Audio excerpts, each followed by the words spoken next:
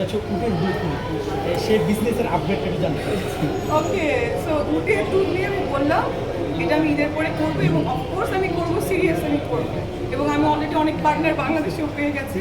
এটা কিন্তু আসলে একটা ভালো বিজনেস, মানে বিজনেস তো সবই করা যায়। সো আমি যেখানে যে শুধু বলে যে উটের দুধ খেয়ে কী অবস্থা, সো আমি বললাম হ্যাঁ আমি উটের দুধ খেয়ে সুন্দর এত মেবি।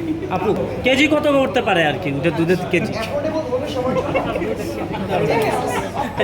দুধ আছে দাম জানবো না।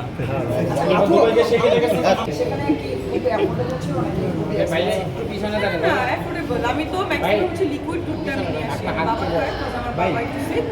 সো ওইটার জন্য আমি এটা নিয়ে আসি লিকুইড মিল্কটা, কিন্তু এটা তো আসলে লিকুইড মিল্ক ইম্পোর্ট করা ভেরি ডিফিকাল্ট, তার জন্য আমরা পাউডার মিল্কটা। আপু যাদের টাকা নাই, আপনার তো অনেক টাকা, তারা কি এই দুধ খেতে পারবে? কিভাবে জানলেন আমার অনেক টাকা?